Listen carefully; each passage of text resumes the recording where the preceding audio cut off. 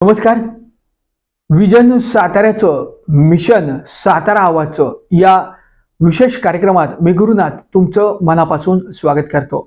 जिल्हा महामार्गाचा दर्जा प्राप्त असलेल्या बुधवार नाका शाहूपुरी ते मोळाचोडापर्यंतच्या रस्त्याचं डांबरीकरणाच्या कामाला आता मुहूर्त लागलेला आहे. अनेक वर्षांपासून निधीच्या तरतुदी अभावी या कामाला कायमच रखडलं असल्याचं चित्र आपल्याला वारंवार दिसून आलं. वाहनांची देखभाल दुरुस्ती त्याचबरोबर नागरिकांच्या मणक्यांचे त्रास येथील नागरिकांना कायमच अनुभवायला मिळत असल्याचं चित्र होतं. राज्याचे सार्वजनिक बांधकाम मंत्री नामदार शिवेंद्रसिंहराजे भोसले यांच्यामुळं खरं तर भरीव अशा निधीची तरतूद झाली आणि या रस्त्याचं खऱ्या अर्थानं आता काम चांगल्या पद्धतीने सुरू झाल्याचं चित्र आता प्रत्यक्षात दिसून येत आहे. सध्या या ठिकाणी चांगल्या पद्धतीच्या डांबरीकरणाचं काम सुरू असल्याचं दिसून येत आहे. जिल्हा महामार्गाचा दर्जा प्राप्त झाल्यामुळं या रस्त्याला विशेष असं महत्त्व प्राप्त झालं आहे. शाहूपुरी असा शॉर्टकट मार्ग असलेल्या या जिल्हा महामार्गामुळं येथील वाहतूक व दळणवळण ही मोठ्या प्रमाणावर झाल्याचं चित्र आहे.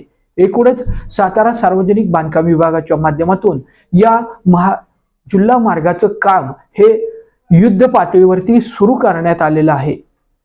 निवडणुकीच्या धामधुमीमध्ये येथील नागरिकांना जिल्हा मार्गाचा प्रवास करत असताना तारेवरची कसरत करावी लागत असल्याचं चित्र होतं.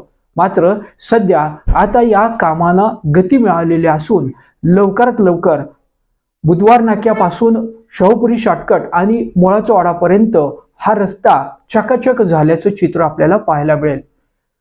सातारा आवाजच्या माध्यमातून आपण वेळोवेळी या बातमीचा पाठपुरावा केला होता.